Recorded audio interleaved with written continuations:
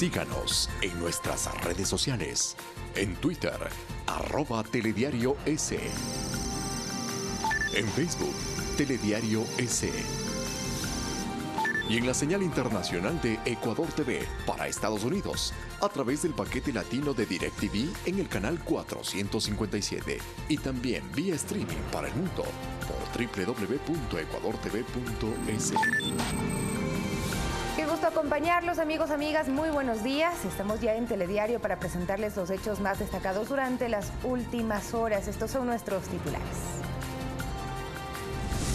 El juez Marco Rodríguez solicitará la orden de difusión roja para la captura y extradición del ex superintendente de comunicación Carlos Ochoa por delito de falsificación y uso de documento falso. Este jueves se realizó en Quito el reconocimiento del bar donde fue violada Marta por parte de 3 hombres. Los detenidos rindieron su versión de los hechos. La apertura de Ecuador a la inversión privada fue destacada durante la visita del vicepresidente Otto Sonnenholzner a la planta de ensamblaje de televisores de la marca Samsung, ubicada en Carapungo, al norte de Quito. En lo internacional, los gobiernos de China y Rusia mantienen su apoyo al gobierno de Nicolás Maduro, mientras que en Venezuela el Consejo Nacional Electoral pidió respeto a la ley de sufragios del país, bajo la cual se realizaron las elecciones.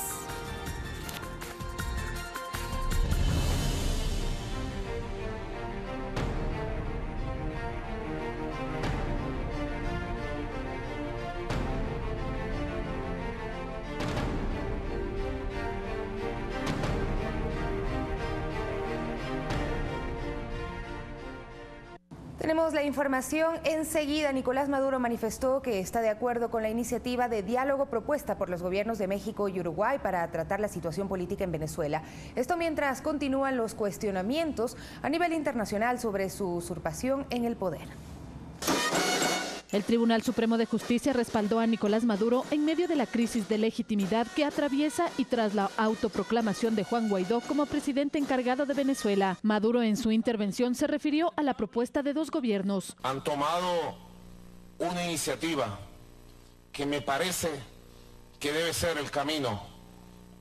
Una iniciativa de carácter dialogante, diplomática. Anunció el cierre de su embajada y todos los consulados en Estados Unidos y condenó el intento de golpe de Estado perpetrado por la oposición y responsabilizó a Estados Unidos de llamar a desestabilizar Venezuela. Creo que en el mundo no queda duda que es el propio Donald Trump que quiere imponer un gobierno de facto, inconstitucional, un golpe de Estado en Venezuela contra el pueblo y la democracia. No queda duda que es Donald Trump con su locura de creerse policía del mundo, de creerse el mandamás de América Latina y el Caribe. A tempranas horas de este jueves, la Fuerza Armada Nacional Bolivariana dijo en un comunicado leído por el ministro de Defensa, Vladimir Padrino, que no se subordinará a una potencia extranjera y rechazan los groseros actos de injerencismo de algunos gobiernos. Alerto al pueblo de Venezuela que se está llevando un golpe de Estado contra la institucionalidad, contra nuestra democracia, contra nuestra Constitución, contra el presidente Nicolás Maduro. De su parte, el secretario de Estado estadounidense Mike Pompeo llamó a la Organización de Estados Americanos que se garantice la seguridad de Guaidó. Como amigo del pueblo venezolano estamos listos para apoyarlos aún más, apoyarlos a empezar el proceso de reconstruir su economía y su país a partir de la destrucción provocada por el régimen ilegítimo e incompetente de Maduro. Nuestro apoyo a las esperanzas y sueños de Venezuela. Y anunció $20 millones en ayuda humanitaria para Venezuela. Fernanda de la Bastida, Telediario. 6:04 a.m, mientras el Consejo Nacional Electoral de Venezuela exigió respeto a la ley de sufragios del país luego de que el líder del Parlamento, el opositor Juan Guaidó, se autoproclamara la víspera como presidente interino y desconociera la legitimidad del mandato del gobernante Nicolás Maduro. El anuncio lo hizo la titular del organismo, Tibisay Lucena. Exige respeto a la ley que regula los procesos. Y en medio de la crisis de Venezuela, los mandatarios de Ecuador, Costa Rica y Colombia que reconocieron a Juan Guaidó como presidente del país bolivariano se reunieron en Davos, Suiza, con el presidente del gobierno español para analizar el escenario político de ese país. En medio de su gira por Davos, Suiza, el presidente Lenín Moreno se reunió este jueves 24 de enero con los presidentes de Colombia, Iván Duque, de Costa Rica, Carlos Alvarado, y Pedro Sánchez, de España, con el fin de dialogar sobre la convulsión política que se vive en Venezuela. Los tres países latinoamericanos ya reconocieron a Guaidó como el presidente interino de ese país. El mandatario ecuatoriano Lenín Moreno envió un mensaje en pos de que se solucione la crisis por medios pacíficos. Ecuador augura que el nuevo presidente interino, en el marco de la ley, llame a la brevedad posible a elecciones libres y transparentes, con amplia observación internacional, e inaugure, así, una nueva era de prosperidad democrática y de fraternidad en su país. La posición de Ecuador, según el canciller José Valencia, se enmarca en el derecho internacional y promueve el diálogo interno para la resolución del conflicto. Nosotros no creemos en soluciones externas, no creemos en soluciones que impliquen la intervención militar, creemos en soluciones que impliquen y que se produzcan a través del pronunciamiento democrático del pueblo venezolano, a través de la conversación, del diálogo entre todos los actores que están involucrados con un solo objetivo, el bien de Venezuela, el balance dentro de ese país y, por supuesto, la creación de una atmósfera de respeto a los derechos humanos. Por su parte, Pedro Sánchez, líder del gobierno español, a través de una llamada telefónica respaldó a Juan Guaidó como presidente de la Asamblea y le animó a celebrar elecciones legítimas en Venezuela, mientras la Unión Europea, bloque al cual pertenece España, se pronunció de una manera neutra, sin reconocer como presidente a Guaidó, pero exhortando a Maduro a que permita que se celebren elecciones justas. Sofía Montoya, Telediario. Y hay expectativa entre la comunidad venezolana en Ecuador por lo que pueda ocurrir en su país. Esperan que se consolide la transición y se pueda recuperar la economía y estabilidad en su nación. Pendientes de cada noticia que llega desde Venezuela, tras la autoproclamación de Juan Guaidó como presidente interino, los venezolanos residentes en Ecuador continúan trabajando. Pedro Moreno es repartidor de comida. Está de acuerdo con que se produzcan cambios en la dirección del país. Porque eso es lo que esperamos, que se mejore para nosotros ir a nuestro país. Por su parte, Milagro Araujo, quien por las circunstancias vende chocolates en las calles, se muestra expectante ante la noticia y espera que se llegue a consolidar la transición de poder. Feliz porque hay nuevo presidente, ya, y la economía para que surja tiene que ser se lleva su tiempo, ya, pero sí estamos esperanzados. Sin embargo, le preocupa la situación de su familia en estos momentos. Yo estuve hablando anoche con mi mamá y dice que no sabe mucho, es que allá no hay mucha información de lo que está pasando, tienen como oculto. Para Alfredo Nugarte, el escenario es complejo. Yo lo que espero en Dios es que no sean los intereses particulares los que se aprovechen de una situación y consigan lo que ellos quieren, que son sus intereses particulares. En lo que coinciden es que la situación en su país es insostenible. Queremos un cambio, en verdad ya la situación en el país nosotros está un poco alarmada, la situación de la gente que no tienen comida, no tienen medicinas, muriéndose la gente. Todos ellos agradecen la acogida que Ecuador les ha prestado, pero esperan en un mediano plazo poder retornar y reencontrarse con los familiares que dejaron. Sofía Montoya, Telediario. Mientras tanto, la situación política de Venezuela sigue generando reacciones. Los gobiernos de China y Rusia expresaron su apoyo a Nicolás Maduro. El viceministro de Relaciones Exteriores ruso, Sergei Ryabkov, explicó que su gobierno advierte a Estados Unidos de que no intervenga militarmente en el país suramericano, ya que esto desencadenaría un escenario catastrófico. De su parte, la portavoz del Ministerio de Asuntos Exteriores de China insistió en que las relaciones bilaterales se basan en la igualdad, el respeto mutuo y la no injerencia en los asuntos internos del otro. Seguimos ya con otro tema en Telediario. La reunión mantenida por el jefe de Estado ecuatoriano con la directora del Fondo Monetario Internacional forma parte del acercamiento de Ecuador al organismo. Según analistas, varios aspectos ya se han cumplido de parte del país para lograr acuerdos con el FMI. Esta imagen de la reunión de la directora del FMI con el mandatario ecuatoriano en Davos, Suiza, en el marco del Foro Económico Mundial, es para muchos una señal clara de la búsqueda de un acuerdo con el organismo multilateral y que a criterio del presidente del Colegio de Economistas es positivo para el Ecuador. Porque ¿quién va a dar los créditos? La banca de desarrollo, que es el BID, el BIR, la CAP, etcétera, con el aval del Fondo Monetario Internacional, con amplios plazos, porque estamos hablando de plazos de 20 años en adelante, de 20 a 50 años, con tasas de interés del 1.5% al 2%. El exministro de Economía, Mauricio Pozo, mencionó en entrevista en Ecuador TV que el país requiere un acuerdo con el Fondo Monetario. Le facilite al país, por ejemplo, el replanteo de la deuda pública en condiciones más adecuadas que las que tiene este momento.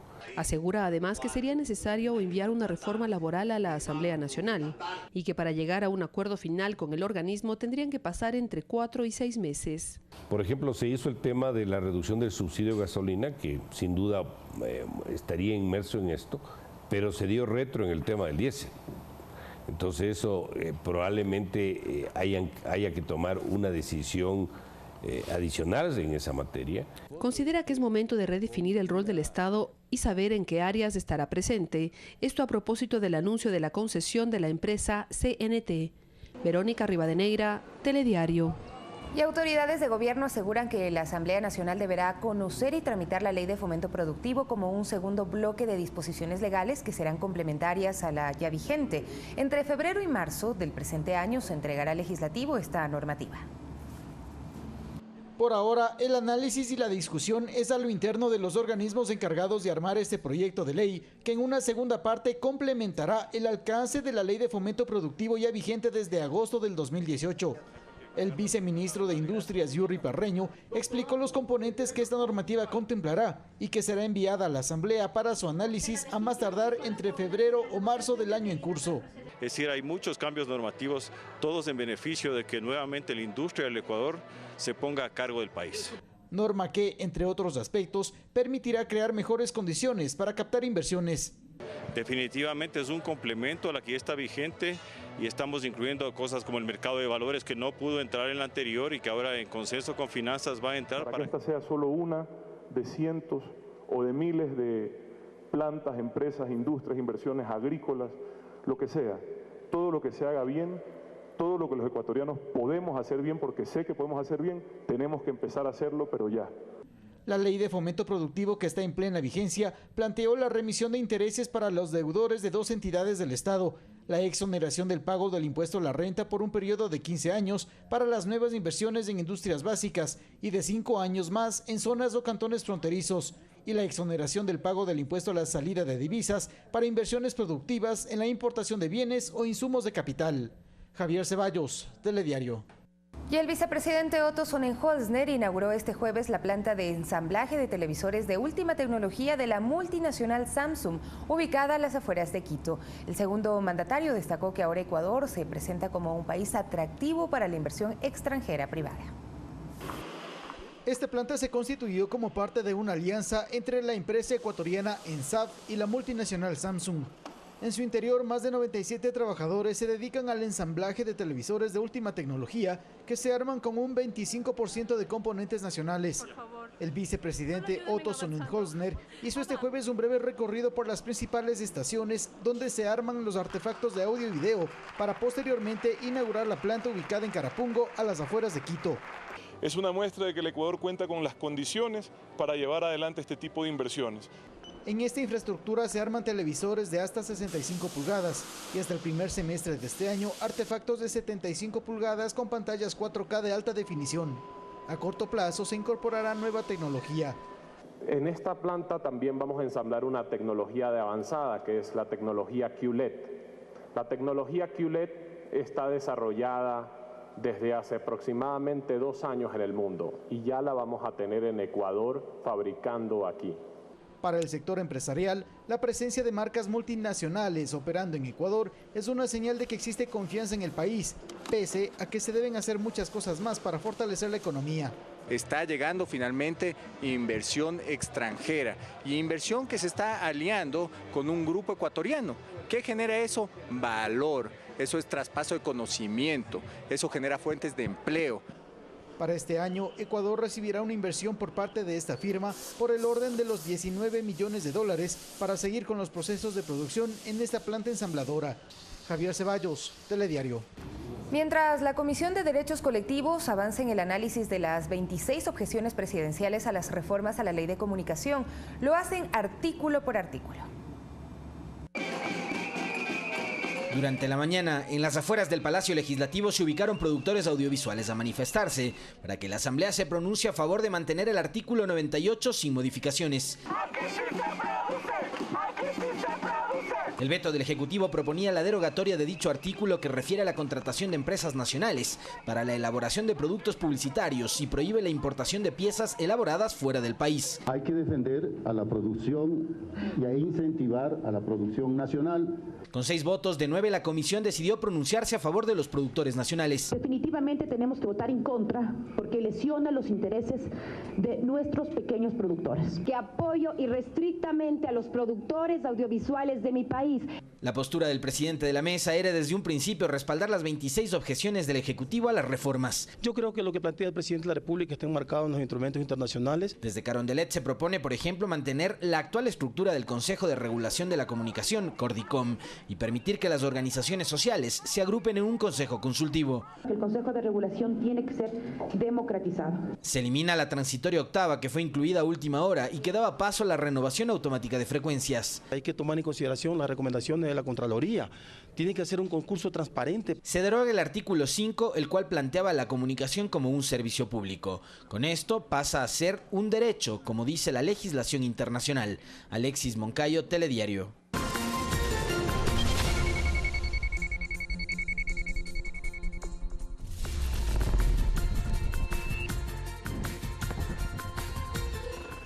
Hoy, Lale sufre un desmayo. ¡Mamá! ¡Mamá! Kerin quiere regresar con Zeinet. Mira, nuestra estrella sigue ahí. Y créeme que seguirá ahí mientras te siga amando.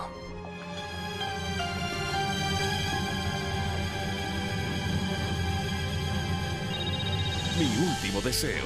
Hoy, 21 horas, por Ecuador TV. Comparte la emoción. El Zika, la chikungunya, la malaria, el virus del Nilo han consumido la vida de niños alrededor del mundo. Las enfermedades causadas por este pequeño animal transportan enfermedades a gran escala. Las condiciones higiénicas han ayudado a que el desarrollo de estos insectos se propague. El virus se disemina como el fuego. Planeta Peligro. Todos los domingos a las 21 horas. Por Ecuador TV. Comparte la emoción. ¿Sabían que hace 40 años la capital del Ecuador fue reconocida como Patrimonio Cultural de la Humanidad? Y no por nada. Quito está lleno de lugares mágicos, comida deliciosa, gente interesante, arte, cultura y además historia. He recorrido esta bella ciudad durante 12 días para festejar con ustedes su patrimonio. La ciudad de Quito me fascina. No te pierdas esta expedición en Quito 4012. ¿Qué más, güey? Ya te he visto la tele. Todos los sábados a las 20 horas 30. Aquí, por Ecuador TV. Comparte la emoción.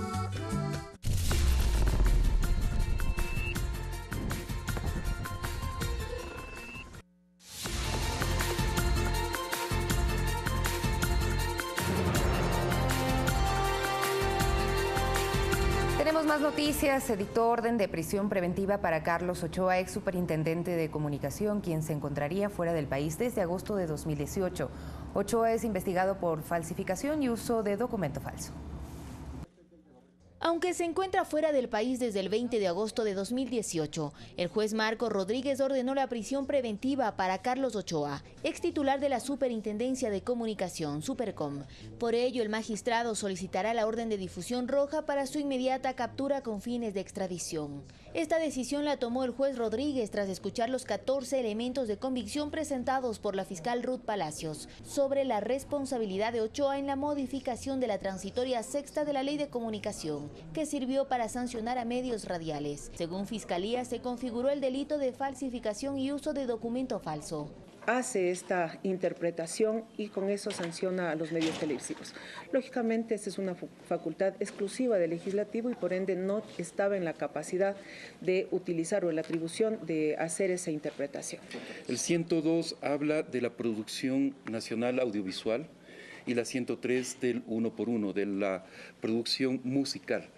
Entonces, lo que se hizo es tratar de equiparar el 102 con el 103. Además, la falsificación se habría dado en más de 300.000 textos de bolsillo, que fueron impresos y pagados por la Supercom a un valor de $86.240. Se constata la alteración, la falsificación misma, y con la cual se cambia el sentido de la ley. Sin embargo, para la defensa del exfuncionario no hay responsabilidad en el delito que se lo acusa, quien además evitó hablar de su salida del país. No existe una imparcialidad dentro de la justicia, pues si bien tomamos en cuenta los presupuestos de un tipo penal, la responsabilidad nunca se ha topado para dictar esta medida cautelar. De igual forma, no ha habido suficientes elementos de convicción para determinar el tipo por el cual se le está procesando a mi defendido. El magistrado también ordenó la prohibición de enajenar bienes por un monto de $86.240. De esta manera inicia la instrucción fiscal que durará 30 días. Este delito prevé una prisión de 5 a 7 años.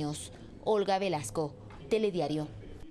Y les contamos que la legisladora Ana Galarza no será destituida. Una sanción administrativa por el mal uso de la tarjeta de ingreso a la Asamblea Nacional de una asesora recomendó el informe de mayoría de la comisión que investigó una presunta gestión de cargos públicos en contra del asambleísta de Creo, mientras que la comisionada Amapola Naranjo recomendará la remoción del cargo.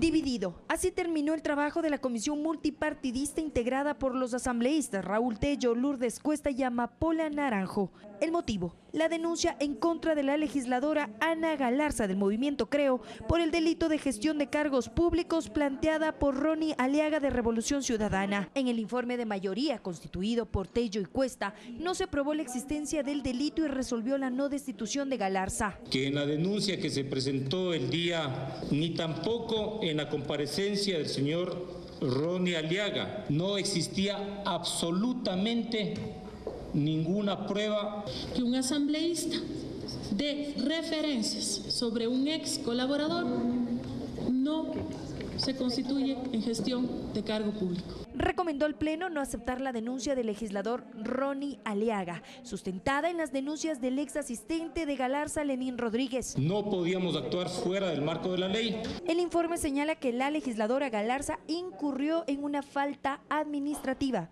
por el uso indebido de la tarjeta magnética de su asesora, que deberá ser resuelta por el Consejo de Administración Legislativa CAL. La una, amonestación escrita, la otra una multa del 20% del sueldo y la otra sanción es la suspensión del cargo hasta por 30 días sin sueldo, y eso realmente ya le compete al CAL valorar. El denunciante Ronnie Aliaga criticó el informe de mayoría, dijo que se cometieron irregularidades. La Asamblea está en jaque mate y ya perdió la credibilidad de su rol fiscalizador. Aquí solamente se ha hecho un rol fiscalizador direccionado. El informe de minoría de la comisión tripartita será presentado este viernes por Amapola Naranjo. Por las pruebas que he analizado, hemos valorado con mi equipo y tenemos la conclusión que debe ser destituida porque los asambleístas tenemos que ser honestos. Aseguró que no fue convocada para analizar las pruebas de las partes ni para la elaboración del informe. Para salvar al asambleísta. Relacionó este caso con el proceso de la asambleísta destituida Norma Vallejo. A discreción, no, a mi amiga le protejo, pero a la otra, a esa sí le condené con solamente una versión de un señor que dice que le ofreció un cargo. El futuro de Ana Galarza dependerá del orden del día que proponga la presidenta de la Asamblea. Valeria Villarroel, Telediario. 6 de la mañana con 23 minutos. En otro tema, los 3 detenidos por la violación grupal a Marta ocurrida en Quito rindieron su versión. Mencionaron a un cuarto involucrado en los hechos. Además, en las pericias que se realizaron en el bar donde se cometió el delito, la policía encontró una mochila. En el centro de detención provisional de La Tacunga, Juan Andrés M., John Alexander P. y Dani Paul P. rindieron su versión tras 12 días del ataque sexual contra Marta, una joven de 35 años en un bar del norte de Quito. En la diligencia, los procesados nombraron a una cuarta persona que estaría involucrada en el delito de violación y agresiones, según los abogados de los sospechosos. ¿Con quién estaba la chica? Es con Javier Espinosa. Eso han narrado en sus versiones los jóvenes. Tomaron, estuvieron en bomba, les sacó las camisas. Y que el señor Javier Espinosa fue el que les dio una sustancia que a entender era droga, y por eso es lo que los conllevó a que ellos pierdan el conocimiento. La defensa de Marta señaló que existieron contradicciones en las versiones de los 3 hombres. Una cuarta persona, pero como bien lo ha manifestado el doctor Mena, es totalmente contradictorio. La mañana de este jueves se realizó el reconocimiento del local situado en las calles de Emilio Sola y Chiris, donde ocurrieron los hechos el pasado domingo 13 de enero. Se ha establecido que efectivamente 2 circunstancias, que el lugar existe, el nombre del lugar, que la escena es cerrada y que efectivamente no está modificada la escena. Es decir, es concomitante con la declaración de Marta. Los agentes hicieron un nuevo hallazgo. Hubo una mochila ahí, color negra, que efectivamente el día de tomar procedimiento no se fijaron, posiblemente, presumiblemente es del señor Andrés. En 5 días los peritos entregarán el informe para esclarecer los hechos en este caso de violación grupal. No tenemos ningún inconveniente, el apoyo de la ciudadanía ha sido fundamental. El martes 22 de enero, Marta rindió su versión anticipada, cuando aún intentaba recuperarse de las graves lesiones en su cuerpo. Psicológicamente está acabada, destrozada. Ella está saliendo adelante y está con fuerzas para continuar con este procedimiento. Este viernes se analizará el celular con el que se grabó el video de la brutal agresión sexual contra Marta, para determinar las responsabilidades de los sujetos detenidos. Se va a establecer si es que efectivamente hay una participación de una tercera persona o dentro de esos 3 personas van a determinar qué grados de participación tiene. El 13 de febrero finalizará la instrucción fiscal en este caso. Valeria Villarroel, Telediario. 6 de la mañana con 26 minutos. Tomislav Topic, gerente de Telconet, rindió su versión libre y voluntaria en torno a su vinculación en el presunto delito de lavado de activos derivado de la trama de corrupción de Odebrecht. El empresario anunció que se pronunciará sobre el caso en los próximos días. No vamos a hacer declaraciones. No vamos a hacer declaraciones. Después harán las declaraciones pertinentes. ¿Se consultaron sobre los 13,5 millones? Todo ha quedado aclarado. Y Televisión Satelital, canal fundado por Ricardo Rivera y Jorge Glass, no ha presentado balances ni informes a la Superintendencia de Compañías desde el año 2016, incumplimiento en el que radica el pedido de disolución efectuado por la entidad de control. El pedido de disolución de Televisión Satelital es un acto administrativo y no político, aclaró el superintendente de compañías encargado, quien argumentó que la acción se debe al incumplimiento desde el 2016 en la entrega de informes y balances financieros solicitados por el organismo como lo demanda la ley. No proporcionaba información y la poca que en los últimos días de diciembre proporcionó no satisfacía o no se completaba para la información que requería la autoridad de control. Sin embargo, los representantes del medio afirman que esto atenta contra su libertad de expresión. Durante sus emisiones se observa un predominio en la defensa de sus fundadores, Ricardo Rivera, y su sobrino, el ex vicepresidente Jorge Glass, ambos condenados a 6 años de prisión por el delito de asociación ilícita dentro de la trama de corrupción de Odebrecht. Este canal fue creado por el ingeniero Ricardo Rivera. Primero tienen que estar en libertad, Rivera y Glass. Y segundo, que se los devuelva al lugar donde estaban. Rivera, en su trabajo, en su canal, en su casa. Y Jorge Glass, restituido en el lugar que el pueblo ecuatoriano le dio. Diagrama de la trama criminal contra Rivera y Glass es el hashtag que vamos a utilizar. La intervención a este medio de comunicación inició en noviembre de 2018, fecha en que la televisora se declaró en resistencia, cortando su señal al aire, mostrando solo el documento en que se informa de la intervención, acompañado de un mensaje en que califica al actual gobierno de dictatorial y mafioso. Sin embargo, Juan Centurión, expresidente de la Unión Nacional de Periodistas, afirma que es obligación de todos los medios de comunicación cumplir con la entrega de su documentación. De que hay muchas personas que se refugian en la libertad de expresión para hacer lo que ellos vengan o para defender sus particulares intereses. Si esa empresa no ha entregado los documentos que requiere la ley de compañía y ha sido intervenida por la Superintendencia de Compañía, pues lo que tiene que hacer es entregarlo, pues y ya está. La línea editorial de Televisión Satelital es similar a la de los medios de comunicación como Ecuador Inmediato y Telesur, cuya tendencia favorece a la gestión del expresidente Rafael Correa y va en contra del actual gobierno del presidente Lenín Moreno. Existen indicios para pensar que el exmandatario está siendo víctima de una guerra jurídica, apoyada por una manipulación mediática que busca justificar un caso judicial que hasta el momento carece de pruebas. Los mismos que no comen el cuento mediático de se los llevaron todo, para disfrazar lo que a escondidas realmente se están llevando. El proceso de disolución y liquidación puede ser aún revertido si la televisora presenta la documentación pendiente. Un proceso igual al de Gama TV, cuando fue declarada en liquidación en febrero de 2018 por presentar balances financieros negativos. Luis Alfredo Zúñiga, Telediario. Y una audiencia donde se evacuó 5 impugnaciones en contra del candidato a la Corte Constitucional Enrique Herrería, la comisión calificadora encargada del proceso. Las observaciones fueron realizadas por representantes de la Fundación Regional de Asesoría en Derechos Humanos INRED, quienes acusan falta de probidad debido a la actuación del candidato como cuando ocupó el cargo de intendente del Guayas en 1991. Herrería, en cambio, rechazó los cuestionamientos. Ahora se espera la decisión de la comisión. Si se las llegara a inadmitir, sube el siguiente, ese es todo. Si no se admite la impugnación, pues permanece el candidato anteriormente ya seleccionado. Si el Consejo de Participación nos tramita con agilidad, la próxima semana hay Corte Constitucional. Ahora, claro, la Corte Constitucional, los miembros tienen que posesionarse ante la Asamblea Nacional.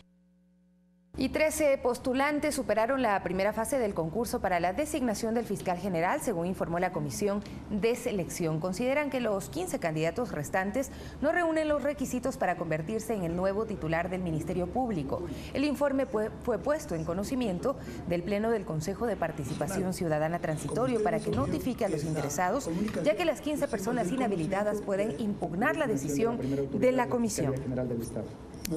En este momento, a partir de la notificación que les haga la Secretaría General a cada uno de los postulantes, tienen 2 días término para presentar, digamos, cualquier impugnación al informe técnico, y el Pleno del Consejo resolverá sobre la habilitación o ratificar la inhabilitación que haya hecho o que hizo la Comisión Técnica. A veces son documentos de forma que no adjuntan el documento certificado o adjuntan una copia simple. A veces esos documentos sí se pueden convalidar.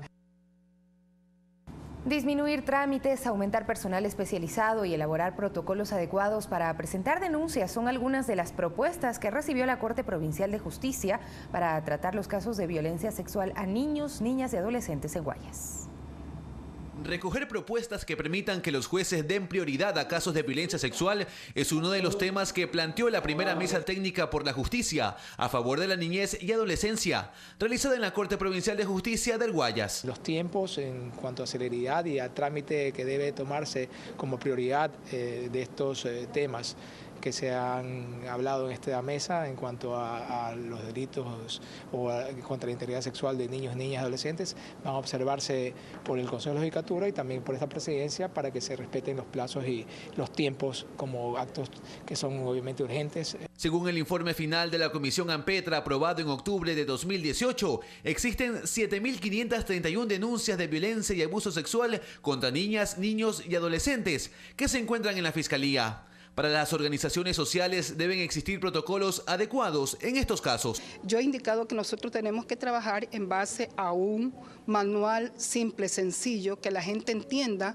unos 4 o 5 procedimientos claros, a dónde tiene que ir con la denuncia, qué tiene que hacer, cómo la Fiscalía coordena de manera inmediata, sin necesidad de revictimizar a la víctima. Según Vicente Torres, secretario del Consejo Cantonal de Protección de Derechos de Guayaquil, es necesario mayor personal especializado y cooperación interinstitucional. Es un conglomerado de instituciones que deben de aunar esfuerzos y empujar el carro precisamente para que al final del día siempre exista una sentencia, una culpabilidad en caso de existirlo y una reparación integral de los daños. La Comisión Ampetra determinó que el 80% de los casos de violencia sexual se producen en el ámbito familiar y los casos restantes en el entorno educativo. Luis Alfredo Zúñiga, Telediario.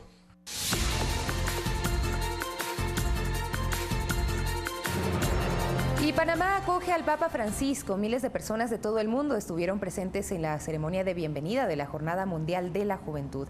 En su discurso, el Sumo Pontífice instó a los jóvenes a seguir cultivando la cultura del encuentro para desautorizar a quienes siembran división. Cientos de peregrinos esperaron horas para que comience el primer acto masivo del Papa Francisco en la Jornada Mundial de la Juventud. Y frente a las altísimas temperaturas y el inclemente sol panameño, con botellas de agua, paraguas y gorros, esperaron la bendición del Sumo Pontífice.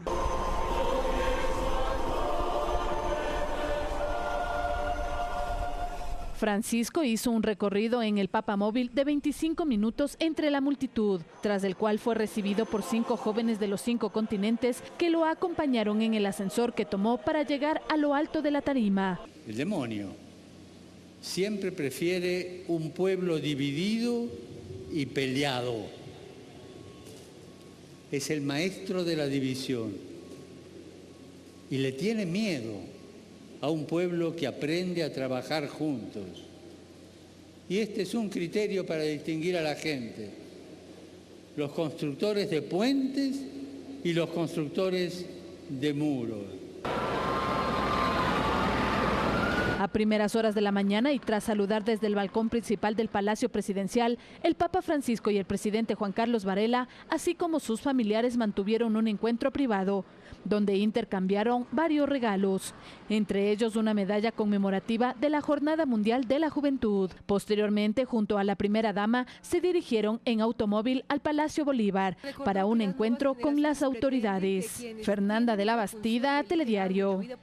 Y el expresidente de Perú, Alberto Fujimori, volvió a ser recluido en una prisión luego de permanecer más de 100 días internado en una clínica en Lima.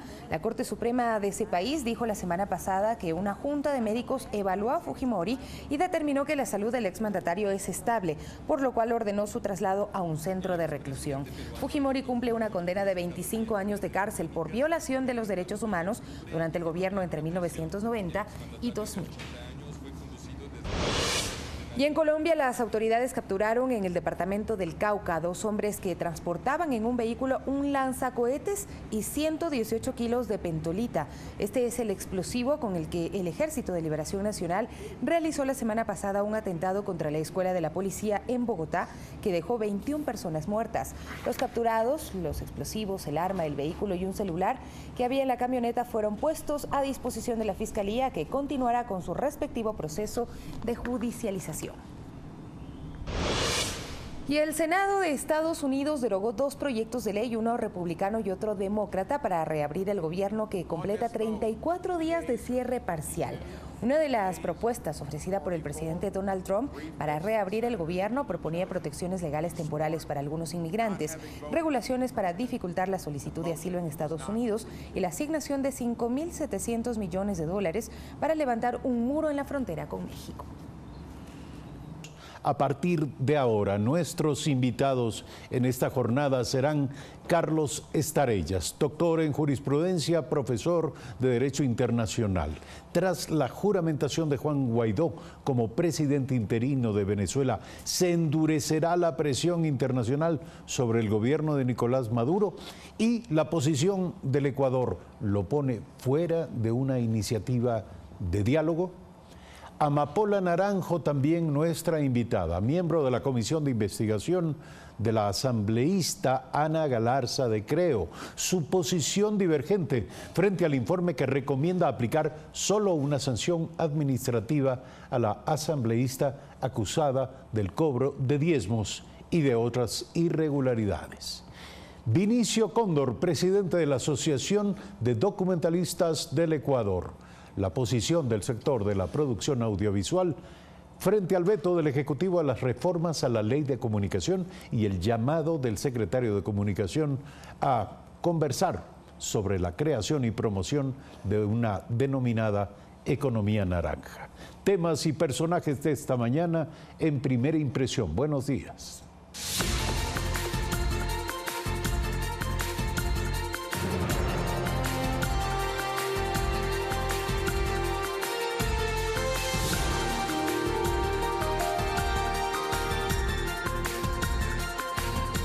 A esta hora, como todos los días, recomendamos a ustedes la lectura de Diario El Telégrafo. Diario El Telégrafo, en su primera plana, nos dice la Tri Sub-20 entre las 6 mejores del sudamericano. La selección de balompié venció 3-1 a su similar de Perú y se clasificó al hexagonal, que otorgará 4 cupos para el próximo Mundial Sub-20.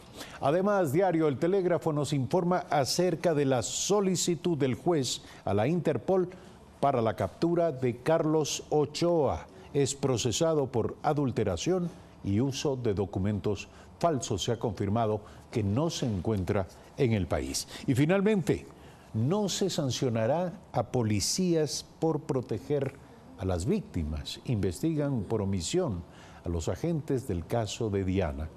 Mientras tanto, en el otro caso, el caso de Marta, los agresores no ofrecieron sus primeras declaraciones. 6 de la mañana, 57 minutos. Les invitamos entonces a leer Diario El Telégrafo. Vamos con el primer tema del día. La Organización de Estados Americanos se reunió este jueves para analizar la situación de Venezuela. Sin embargo, no alcanzó una mayoría en contra del gobierno de Nicolás Maduro. En la sesión de carácter extraordinario, el secretario de Estado de los Estados Unidos llamó a reconocer a Juan Guaidó como presidente legítimo de Venezuela. Las principales ciudades de Venezuela amanecieron este jueves nuevamente en medio de protestas. En esta ocasión hay incertidumbre frente a la presencia de dos presidentes, Nicolás Maduro y el autoproclamado Juan Guaidó. El heredero político de Hugo Chávez recibió un espaldarazo de la Fuerza Armada Nacional Bolivariana en horas de la mañana. Paralelo al pronunciamiento de los comandantes de las regiones estratégicas de defensa integral, se hizo público el apoyo del mando institucional. Sectores de la ultraderecha. El ministro de Defensa, Vladimir Padrino López, habló de un golpe de Estado y de intentos de instalar un gobierno de facto. Afirmó que se trata de la reedición de los hechos de abril de 2002, cuando el entonces presidente Hugo Chávez fue apartado del poder por pocas horas. Un similar pronunciamiento hicieron representantes de 19 gobernaciones. Mientras todo esto sucedía en Venezuela, en Washington el Consejo Permanente de la Organización de Estados Americanos realizó una sesión extraordinaria para analizar los recientes acontecimientos.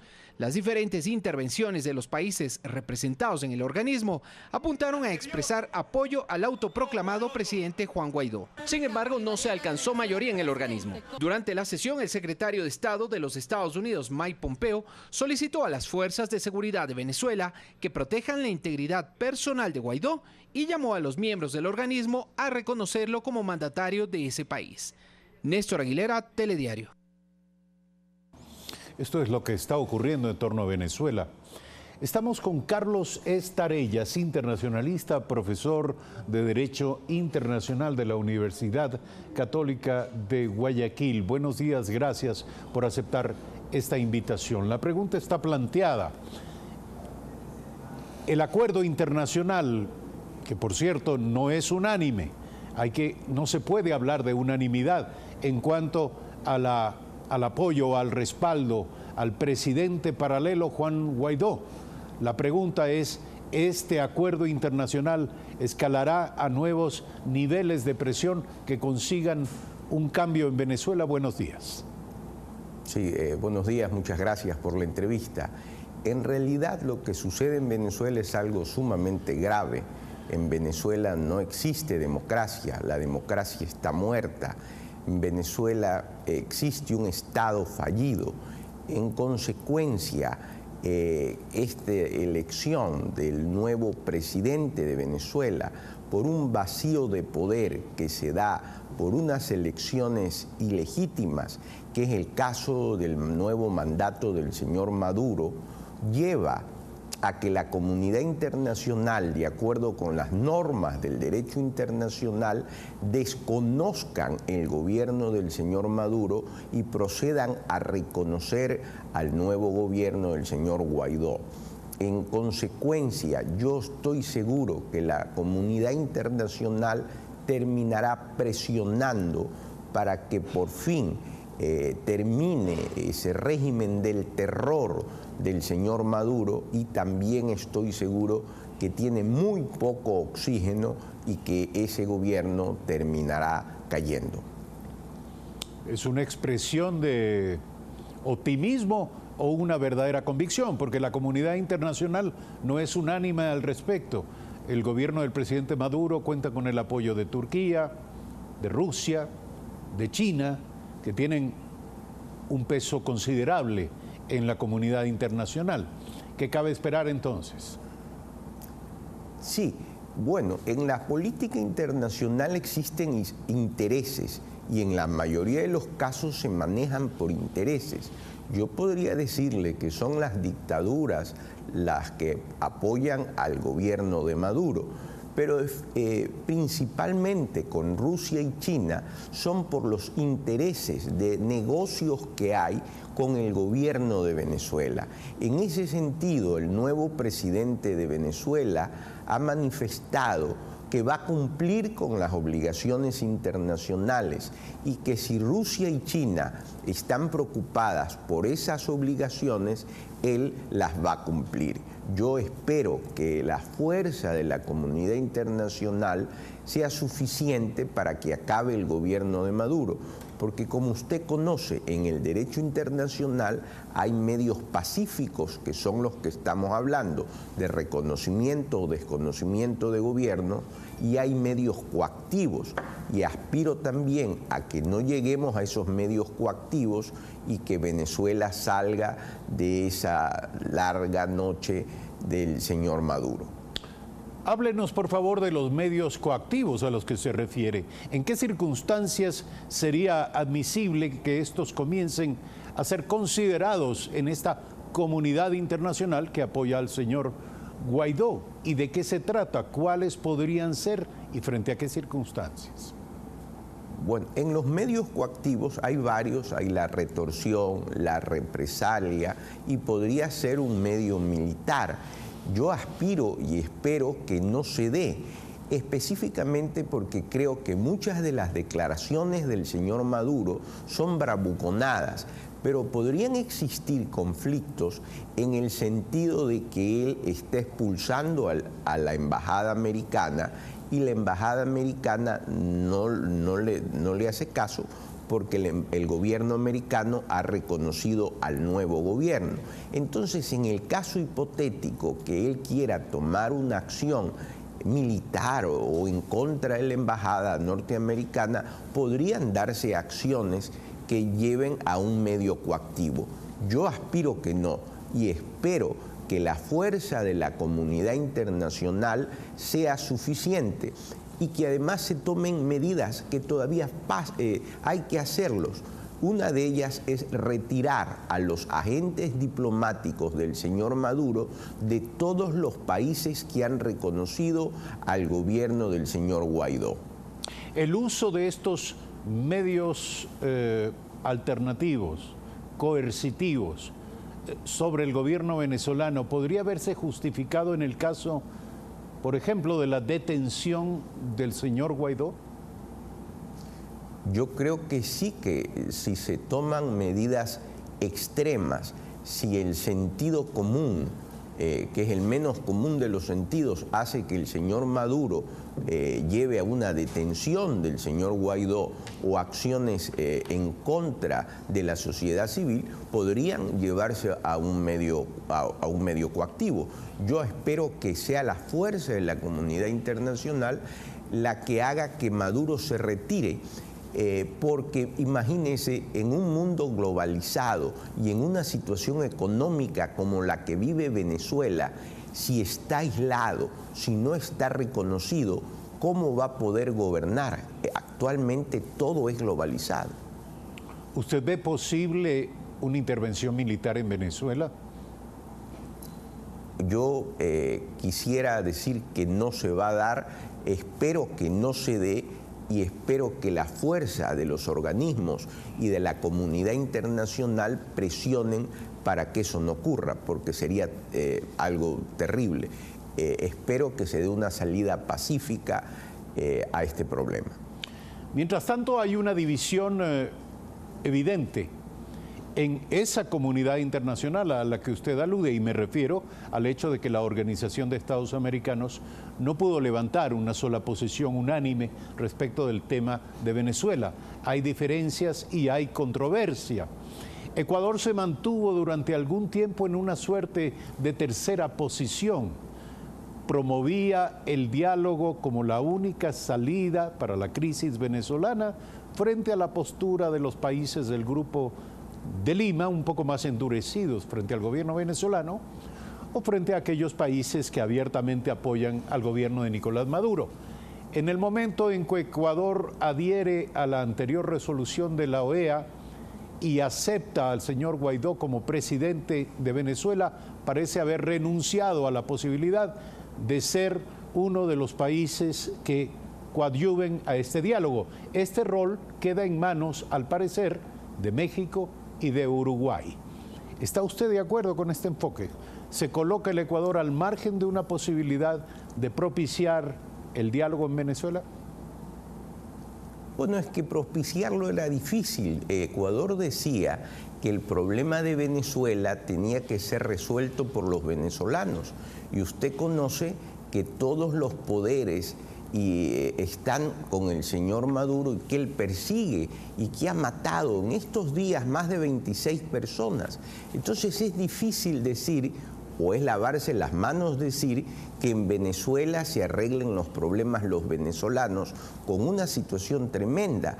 Creo que gobernar es rectificar y me parece positivo que el gobierno ecuatoriano haya rectificado esa medida que tenía, esa posición que tenía, y se haya dado cuenta lo grave de la situación de Venezuela. Fíjese usted que la posición del Ecuador es la misma que hoy tiene México, que tiene López Obrador, que al ver lo que está sucediendo, los problemas terribles que por televisión hoy lo podemos ver, dice, no me puedo pronunciar porque los problemas de Venezuela tiene que decidirlos Venezuela. Ese es un error terrible, porque justamente la comunidad internacional está para ayudar a un país donde la democracia murió hace tiempos. Gracias, Carlos Estarellas, por su opinión esta mañana aquí y aceptar esta invitación a Primera Impresión. Carlos Estarellas, profesor de Derecho Internacional. 7 de la mañana, 9 minutos, un brevísimo corte. Cuando regresemos, Amapola Naranjo, miembro integrante de la comisión que investigó al asambleísta de Creo, Ana Galarza, su posición divergente respecto del informe de esta comisión que recomienda aplicar sobre la asambleísta Galarza solo una sanción administrativa.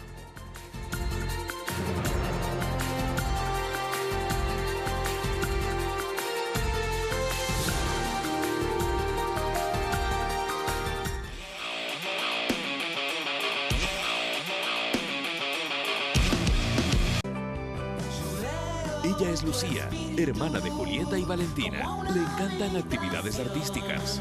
Tuvo que abandonar el centro de formación para personas con discapacidad para incorporarse al taller de panadería.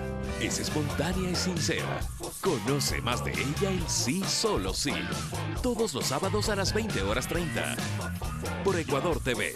Comparte la emoción.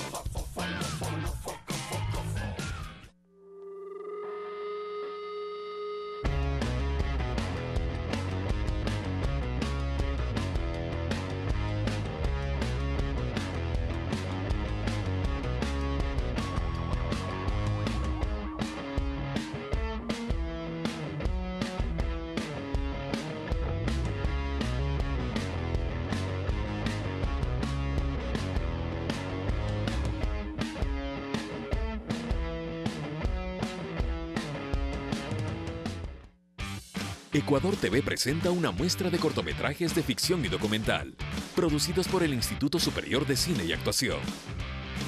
Refil, Cárcel de Colores, Interticio, Cliché, Touché, Mamás. Este domingo 22 horas, por Ecuador TV. Comparte la emoción, junto a Ecuador TV.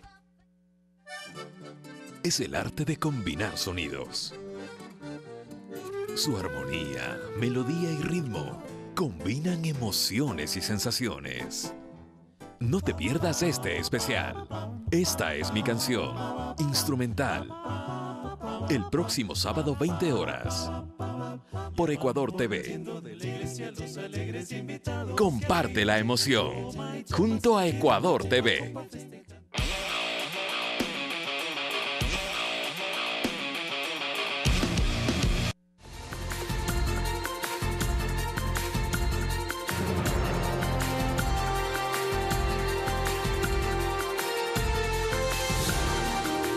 Son las 7 de la mañana con 12 minutos. La legisladora Ana Galarza no será destituida, sino que recibirá una sanción administrativa por el mal uso de la tarjeta de ingreso a la Asamblea Nacional de una de sus asesoras. Así lo resolvió el informe de mayoría de la comisión que investigó una presunta gestión de cargos públicos en contra de la representante de Creo. Se pronunciaron a favor del contenido de ese informe Raúl Tello y Lourdes Cuesta, también del partido Creo. La comisionada Amapola Naranjo del bloque de la Revolución Ciudadana recomendará la remoción del cargo al asambleísta Galarza.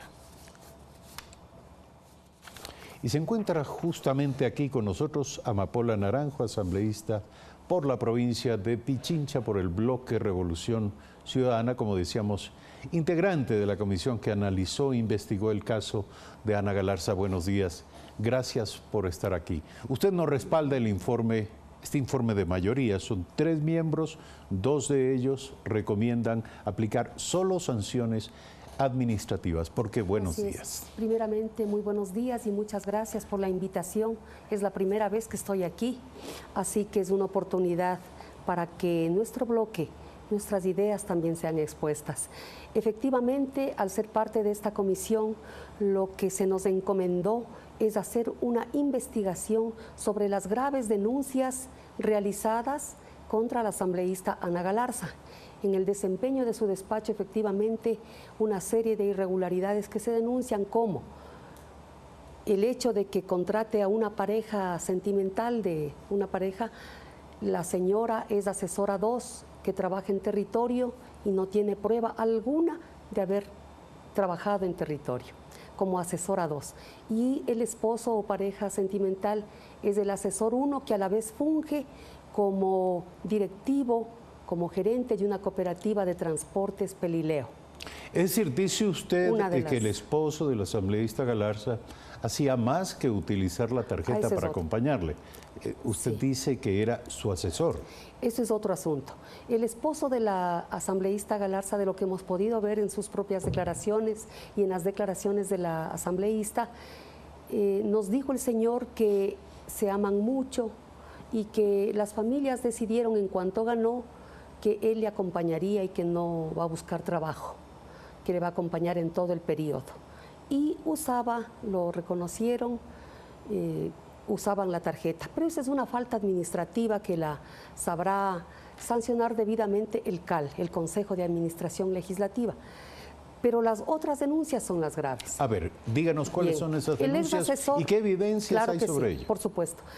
El ex asesor de la señora asambleísta Galarza, el señor Lenín Rodríguez, denuncia al CAL, a la asamblea, que la señora le explicó cómo funciona su despacho y le dijo: no te puedo dar el cargo de asesor 2, porque eso es para pagar mi campaña. Y el cargo de asesor 1 es dividido entre el que ejerce el cargo de asesor 1 y con mi esposo. Entonces tú vas a entrar, siendo periodista profesional, como asistente. Y después te ofrezco ayudarte con otro cargo para asesor 2. Esto es lo que afirma Lenín Rodríguez. Bajo juramento.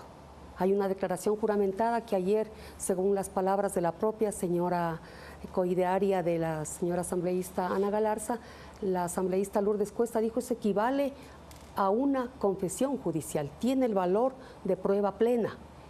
Yo también considero que tiene el valor. ¿Y qué ocurrió con ello? ¿Fue considerada, pero más aún, más importante, fue respondida por la asambleísta Galarza? Claro, lo niega todo, lo niega todo. En definitiva, si se nos encarga hacer una investigación, los 2 compañeros de la comisión que han hecho su informe de mayoría lo hacen con la predisposición de pensar que solamente hay una falta administrativa reconocida por la asambleísta y por el señor que usó la tarjeta. Se acabó. Pero es mucho más grave. Si queremos realmente hacer fiscalización, depurar la Asamblea Nacional, dar un ejemplo de honestidad, de transparencia al país, debemos hacerlo debidamente. Hay un caso de analogía, que es el de la asambleísta Norma Vallejo, a quien destituyó, siendo parte de esa comisión, la propia asambleísta Ana Galarza, con solo la versión de una persona que dijo que le ofreció un cargo, que no se gestionó, no se consumó, pero le ofreció. Bueno, en el caso del asambleísta Vallejo, además, había, entiendo yo, horas de grabación con su voz, reconociendo de manera reiterada le destituyeron por gestión el de error cargo administrativo, por llamarlo así. Sí, le destituyeron por gestión de cargo público. Que es decir, se no basó exactamente por el tema de diezmo. en la versión de un señor. ¿Por qué si ese fue el tratamiento con el asambleísta Vallejo, quiere usted que no lo sea con el caso del asambleísta Galarza? Hay el principio de analogía jurídicamente, ¿no?, que debe aplicarse. O sea, para la una sí era causal de destitución y para esta otra no. Entonces ahí está la diferencia y yo creo que será una vergüenza para la Asamblea Nacional de solamente pensar que es una falta administrativa y no sancionar a la asambleísta Ana Galarza con la destitución, igualito que se hizo con la señora asambleísta Norma Vallejo.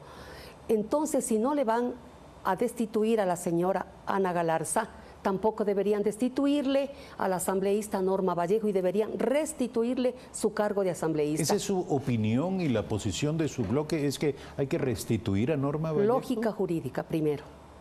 Como políticamente nos corresponde hacer el control político, pensamos que el desempeño del cargo de un asambleísta debe ser apegado absolutamente a la ética, a la honestidad, a la transparencia, más allá de una falta administrativa, más allá de posibles denuncias que nos pudieran hacer en el futuro nuestros colaboradores. ¿Usted cree que fue injustificada la destitución de Norma Vallejo? Conforme a derecho, sí, porque debía probarse conforme a derecho. Entonces, que se gestionó. Lo que usted plantea es que Sí, de manera injustificada también se ejecute la destitución de Ana Galarza. Hay un precedente nefasto para la Asamblea. Se le destituyó por gestión de cargo público solamente en base a la apreciación, a la declaración, digamos, de una persona que pensaba beneficiarse. Basta. ¿No es el mismo caso de Lenín Rodríguez querer. en este momento? Lenín Rodríguez tuvo un ofrecimiento, declaraciones públicas de la señora Ana Galarza de que sí le recomendó. La señora asambleísta Yanine Cruz dijo, sí, le contraté porque me recomendó Ana Galarza, comprobado, y fue contratado por la asambleísta Yanine Cruz hasta que sucedió esta cuestión y tuvo que... Pero es que no termino de entenderle, si me permite, asambleísta. Usted dice que no se está dando un tratamiento equilibrado, igualitario, en el caso de Norma Vallejo y en el caso de Ana Galarza, y que si la asambleísta Vallejo, con elementos de convicción que hubo, fue destituida, lo mismo debería ocurrir con Ana Galarza. Pero luego me dice que la señora Vallejo debería ser restituida porque fue si es que así fuera. Inadecuadamente destituida. Entonces, ¿lo mismo habría que hacer con Ana Galarza o no? Hay un caso de analogía. A la señora Norma Vallejo se le destituye por solo una versión de una persona que aduce que le ofreció un cargo, que no ¿Cuál se es la gestionó, diferencia no con se la consumó. asambleísta Galarza? Acá sí se consumó, se gestionó y se consumó. Le recomendó. Esa es la diferencia. Y si a la una le destituyeron, ¿por qué a la otra no? ¿Hoy qué plantea usted frente al informe de la comisión? Bueno, nuestra posición es realmente hacer fiscalización seria como el país requiere y se merece el respeto a la ciudadanía. No jugar así. Para la una sí es causa de destitución y para esta otra no. ¿Por qué? Porque además hay una irregularidad por el motivo por el cual yo me retiré el día de ayer.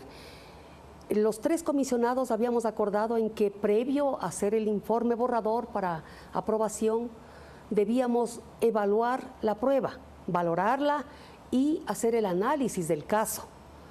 Pero esto no se dio. ¿Y cuál es mi sorpresa? Que ayer ya tenían los dos un examen, un informe preelaborado por los dos, donde acordaban que solamente ha cometido una falta administrativa la señora Ana Galarza y que por lo tanto debe continuar en sus funciones. Gracias por aceptar la invitación a este programa. Mucho a usted. Amapola Naranjo, asambleísta de la Revolución Ciudadana por la provincia de Pichincha, integrante de la comisión que ha investigado el caso de las irregularidades de que es acusada la asambleísta Ana Galarza. Estaremos atentos a ver qué ocurre en la Asamblea Nacional.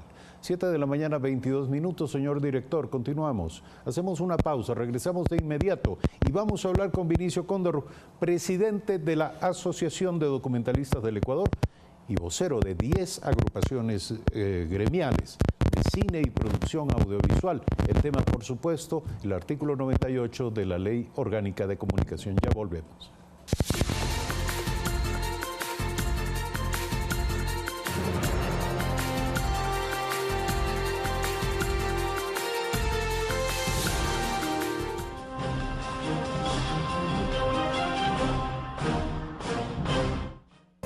Este sábado, los chicos por fin abrieron la puerta. Al fin. Vení para acá. Vení, no. No quisieron separar. No quisieron separar.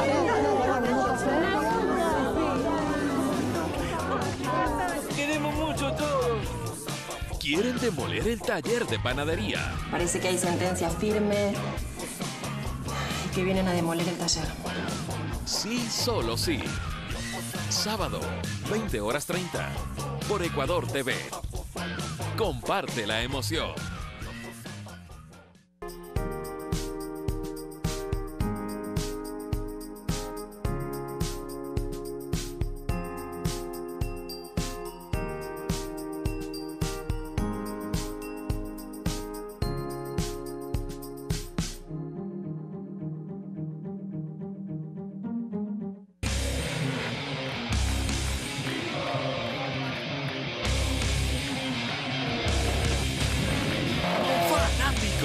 Como tú. Comparte la emoción.